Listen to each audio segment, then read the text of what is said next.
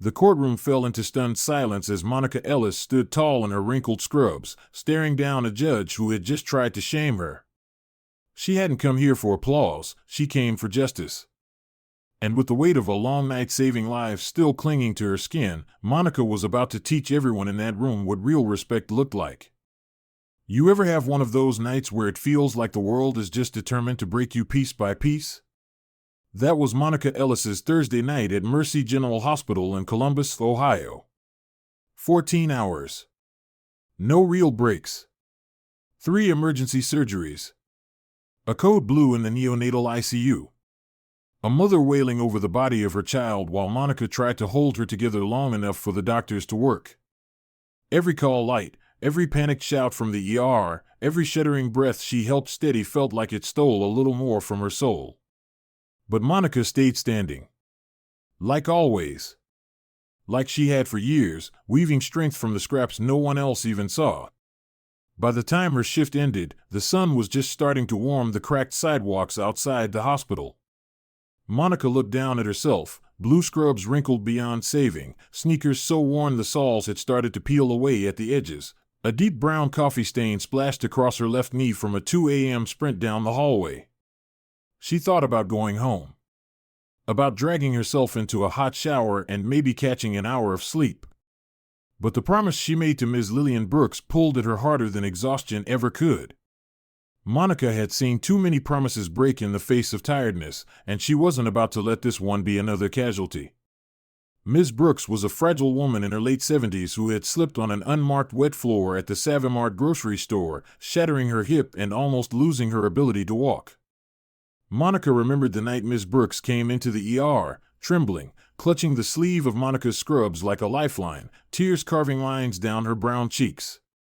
Nobody else had been there for her.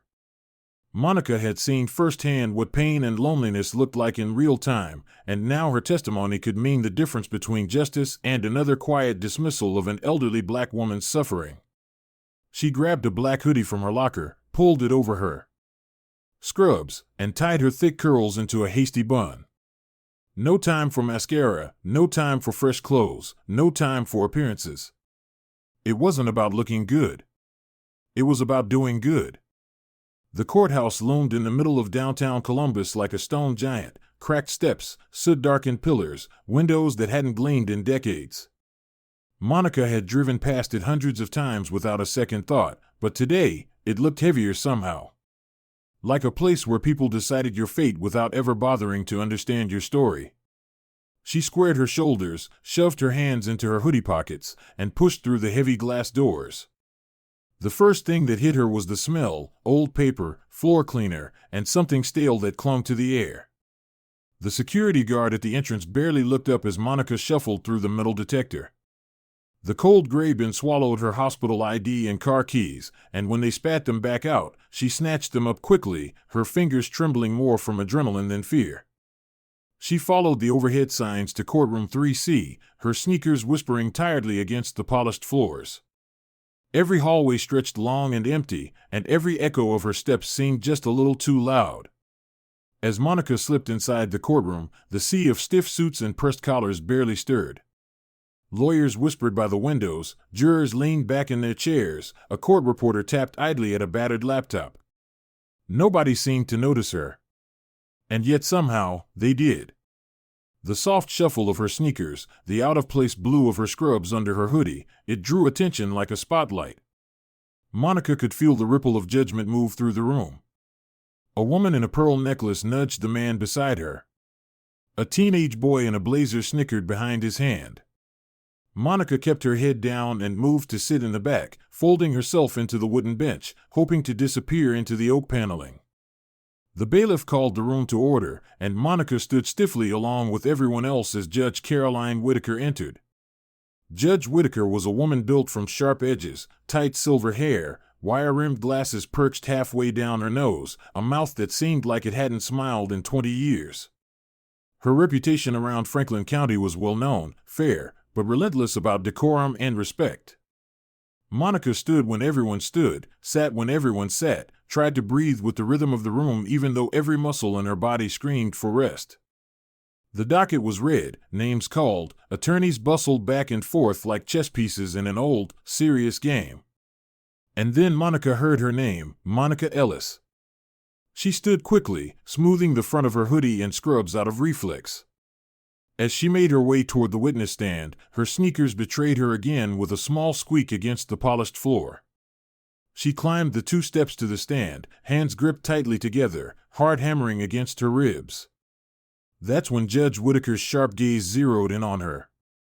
Before Monica could even take her seat, the judge spoke, her voice slicing through the courtroom like a whip. "Ms. Ellis," Judge Whitaker said, her tone clipped and cold, "are you aware of appropriate courtroom attire?" Heads turned. A few people smirked. Monica's stomach twisted. She opened her mouth to answer, but nothing came out. The judge didn't wait. "Because what you're wearing today is not only inappropriate, it is disrespectful to this institution." Monica swallowed hard, feeling her cheeks flare with heat. She glanced over at the plaintiff's attorney, a short, balding man named Mr. Kendall, but he avoided her gaze entirely, busying himself with imaginary notes on his legal pad. The judge leaned forward slightly, glasses glinting under the fluorescent lights. "Appearances matter, Ms. Ellis," she continued. "This is a court of law, not a hospital emergency room." A few low chuckles rippled through the benches. Monica gripped the edge of the witness stand to keep herself from sinking right into the floor. She hadn't even spoken yet, hadn't told them about the newborn baby who had gasped his last breath in her arms, about the husband who collapsed from a heart attack in the ER hallway, about the mother she sat with as her lungs failed one agonizing gasp at a time. They didn't see the lives she tried to piece back together with bloodstained gloves and whispered prayers. They only saw the hoodie, the scuffed sneakers, the coffee-stained scrubs. "Respect must be given to this court regardless of personal circumstance," Judge Whitaker said, folding her hands primly on the bench. "At the very least, one should have the decency to appear presentable." Monica opened her mouth again, willing herself to speak, but the judge wasn't finished. "When you disrespect the court with your appearance, you disrespect the very justice you claim to serve." A tight buzzing filled Monica's ears. Every pair of eyes pressed against her like heavy stones. It would have been easy to apologize, to shrink, to mumble some hollow excuse about being rushed or tired. But somewhere deep inside her, a stubborn flame flickered to life, the same fire that had carried her through endless nights and thankless shifts, that refused to let her become invisible even one more time. She drew in a slow, shaky breath. She wasn't here to win approval. She was here to honor a promise. To tell the truth. To be seen. Monica tightened her fingers around the wooden edge of the witness stand, her breath catching somewhere between her ribs and her throat, her heart pounding so hard it made her vision shimmer at the edges, but she held on. She wasn't going to disappear today. Not for them. Not for anyone. She looked up, straight into Judge Whitaker's cold, assessing gaze, and she did the one thing exhaustion had not stolen from her, she spoke. "Your Honor," Monica began, her voice low but steady, carrying through the silence like a current, "I came straight here from Mercy General Hospital." A few heads turned. One of the jurors shifted in their seat, uncomfortable. Monica pressed on. "I spent the last 14 hours trying to save lives. I performed chest compressions on a newborn who didn't make it. I held a mother's hand as she said goodbye to her baby boy. I fought to keep people breathing while families cried outside the doors." The courtroom, so quick to judge just moments ago, had frozen solid. No whispers. No chuckles. Just the weight of Monica's truth filling every crack in the oak-paneled walls. She swallowed, her throat raw, her hands trembling slightly, but she refused to break. "I didn't have time to change," she said, her voice firming. "Because after watching death take all night long, I made a choice. I chose to come here. To honor a promise I made to a woman who deserves justice." She could feel the heat of every stare on her now, but they didn't feel mocking anymore. They felt stunned. Uncertain. Listening. Monica lifted her chin higher. "Respect," she said, her voice gaining strength with every word, "isn't stitched into a blazer or a pair of heels. It's lived. It's earned. And if saving lives in the middle of the night until your legs can barely carry you isn't respect, then I don't know what is. Across the courtroom, a woman dabbed at her eyes with a crumpled tissue. Near the back, the teenage boy who had snickered earlier stared down at his sneakers, his ears turning red. Monica could feel the electricity crackling under her skin, the truth finally finding a place to land after too many hours spent swallowed by the noise of machines and monitors. Judge Whitaker's fingers tapped once, twice, against the edge of her bench, her face unreadable. Monica wasn't finished. Not yet. I didn't come here to disrespect this court, Monica said, her voice softening but never wavering. I came here because I know what it feels like to be hurt and overlooked. I came because Ms. Lillian Brooks deserves to be seen. She deserves to be heard. The silence thickened, a living thing. Then, from the front row, a sound broke through, soft at first, hesitant. A single clap. Monica's eyes flicked to the source. It was Miss Brooks' daughter, a woman with tired eyes and calloused hands, standing slowly, clapping with a kind of fierce, shaky pride. For a moment, it was just her. Then, as if a dam had cracked open, others joined in. A man in a dark suit. A young juror with a shock of curly hair. Even a security guard near the back. The sound built, louder and louder, filling the courtroom with something that didn't belong there, something raw and real and unstoppable. Applause. Monica stood frozen, her hands hovering at her sides, her chest heaving with the effort of keeping her emotions locked down. This wasn't supposed to happen. This room was supposed to stay cold. Controlled. Silent. But in that moment, none of the old rules mattered. Not the stiff dress codes, not the gavel's authority, not the heavy weight of centuries of judgment. Only truth mattered. Judge Whitaker shifted in her seat, her stern mask slipping for just a fraction of a second, enough for Monica to see it, the regret flickering behind her eyes. The judge didn't try to silence the room. She didn't bang her gavel. She just sat there, hands folded tightly, letting the applause wash over her bench like a tide she couldn't fight. Monica blinked rapidly, willing back the tears that threatened to fall. She hadn't come here for applause. She hadn't come here for recognition. She had come because it was right.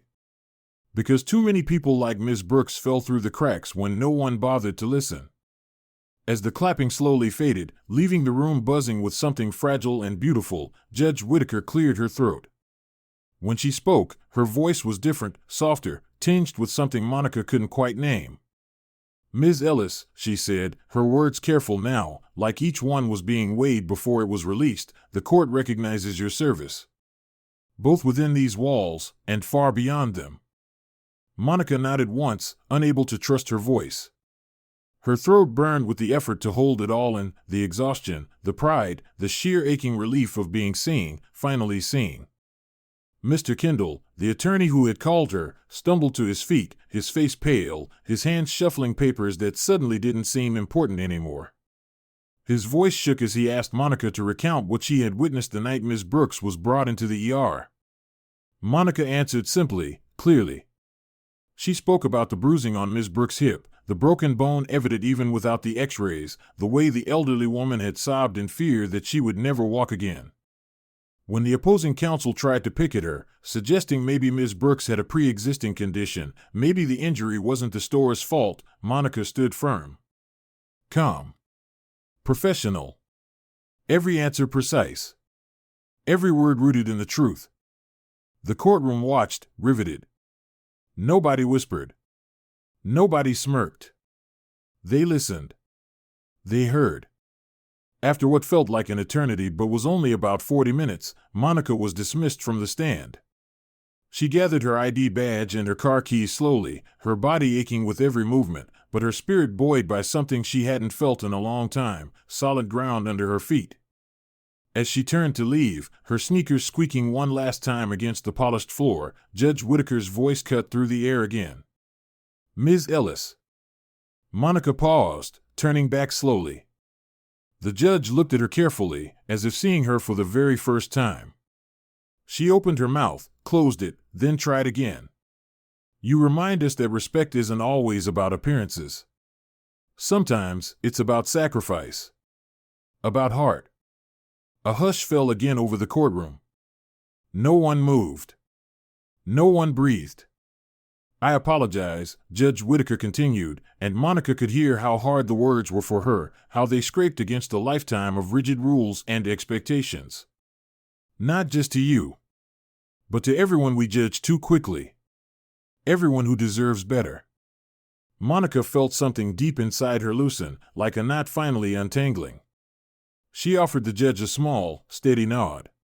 "Thank you, Your Honor," she said quietly, her voice carrying to the farthest corners of the room. Without waiting for permission, Monica turned and walked out through the heavy doors, the late morning sun spilling over her like a benediction. She didn't feel small anymore. She didn't feel invisible. And though she was still bone-tired, still wearing stained scrubs and battered sneakers, she carried something with her that no courtroom could ever strip away again: her dignity. Her voice. Her truth. The sunlight outside hit Monica's face like a soft slap, sudden and real, as the heavy courthouse doors swung closed behind her. She paused on the cracked steps, blinking against the brightness, feeling the weight of the last hour settle deep into her bones. Her body was screaming for rest, every muscle aching, but her heart felt strangely lighter, steadier than it had in a long time. She shifted the black hoodie tighter around her scrubs, a small shield against the morning chill, and took a slow breath, grounding herself. For a moment, she just stood there, staring across the street at the line of parked cars, feeling the world around her hum with life, oblivious to the storm she had just walked through. She made her way across the street, sneakers scuffing against the uneven pavement, until she reached her old Corolla, a car held together by little more than rust, duct tape, and stubborn faith. Sliding into the driver's seat, Monica let her head fall back against the headrest, her hands limp in her lap. The courthouse loomed in the rearview mirror, a cold gray monolith against the rising sun, but somehow it didn't feel as big anymore. Somehow, today, Monica had made herself bigger. She sat there for a long time, the engine ticking quietly in the stillness, her heart finally slowing from the relentless drumbeat it had kept all morning. She pulled out her phone, the screen lighting up with missed texts from coworkers, reminders of bills due, a notification about a shift change she hadn't asked for. Normal life, still waiting to claim her. But Monica wasn't ready to dive back into it just yet. She opened a blank note instead, her fingers hovering over the keyboard, searching for the words that had been building inside her all morning, words too big to keep silent anymore. Slowly, she typed, "One day the uniform will not decide who deserves respect. Until then, speak up anyway." She stared at the sentence, reading it over and over until it felt stitched into her skin.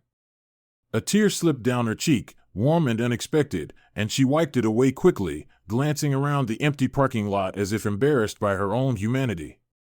Monica knew the fight wasn't over. It never would be. There would always be another shift where someone called her girl instead of nurse. Another meeting where someone in pressed suits looked right through her. Another day when the weight of invisible labor would fall heavy on her shoulders. But today, she had cracked something open. Today, she hadn't let them bury her under their shallow definitions of worth. Her phone buzzed again, pulling her back. It was a message from Ms. Brooks' daughter. Simple. Just 3 words: "Thank you, Monica." Monica smiled, small and private, tucking the phone into the pocket of her hoodie. She shifted the car into drive, the old engine grumbling in protest, and eased away from the curb. The streets of Columbus were waking up around her, coffee shops spilling out early risers, buses huffing at stoplights, joggers weaving between puddles on the sidewalks. Life, messy and ordinary and beautiful, marching forward without ceremony. And Monica, in her wrinkled scrubs and worn-out sneakers, marched with it. As she drove, the city blurred past in smudges of red brick and faded billboards.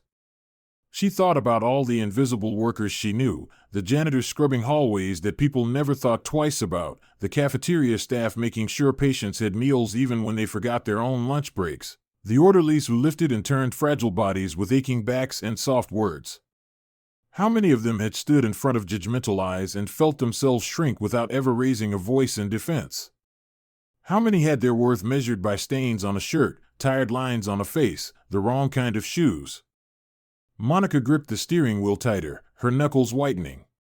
She wasn't just fighting for herself anymore. She was fighting for all of them. For every person who kept the world running while the world barely noticed. For every tired nurse, every exhausted teacher, every cashier working double shifts just to keep the lights on.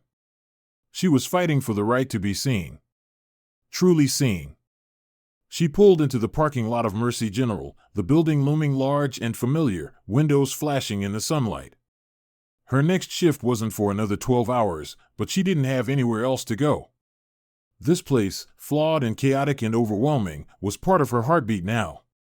Monica killed the engine and sat there for another moment, letting the hum of the hospital seep into her bones.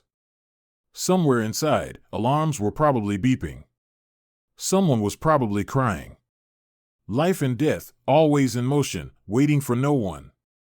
She pulled down the visor and caught her reflection in the mirror, dark circles under her eyes, dry tear tracks on her cheeks, curls escaping their loose bun in wild defiance.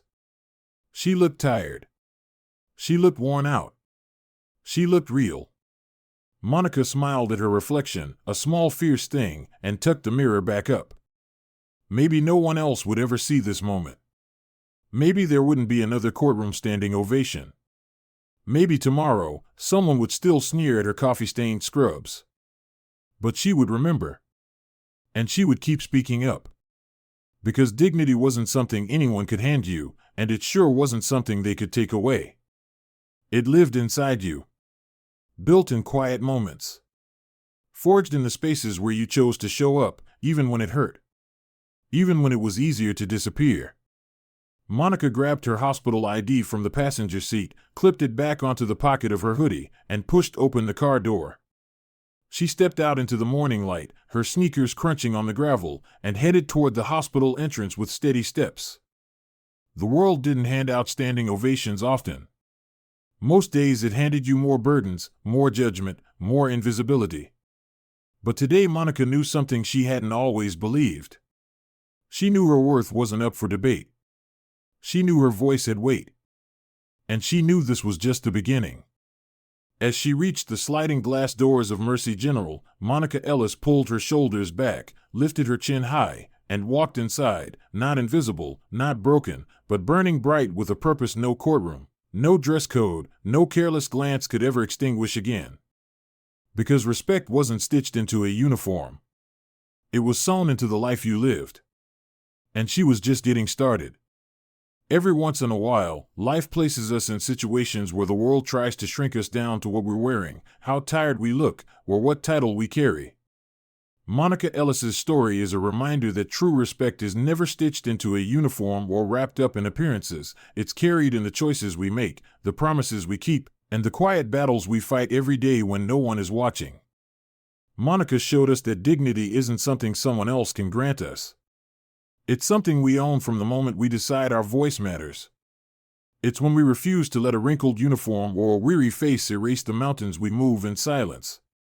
It's when we choose to stand tall even when our knees shake, to speak even when our throat is raw from exhaustion, and to show up, again and again, for the people who depend on us.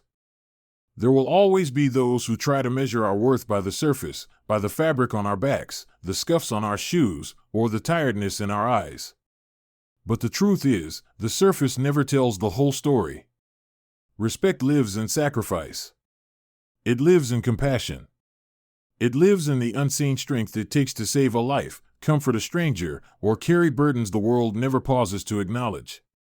Monica's bravery inside that courtroom wasn't about rebellion. It wasn't about anger. It was about truth. About refusing to let injustice, even in its smallest form, pass by unnoticed.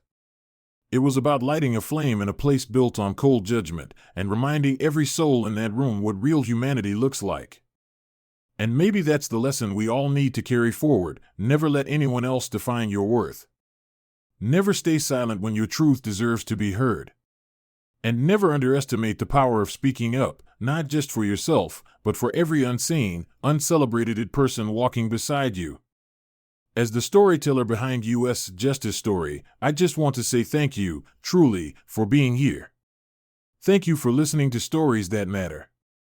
Thank you for believing that justice isn't just found inside courtrooms, but in the small everyday moments when someone decides not to look away. Thank you for honoring the invisible heroes, the nurses, the janitors, the cashiers, the caregivers, who keep this world standing, even when no one claps for them. If Monica's story touched something inside you, hold on to it. Let it be the reason you stand a little taller the next time life tries to diminish you. Let it be the push you need to lift someone else up when they feel invisible. Change doesn't start with grand gestures. It starts with ordinary people choosing to live with extraordinary courage. From all of us here at U.S. Justice Story, thank you for being part of a community that refuses to stop seeing what really matters. We appreciate you more than you know.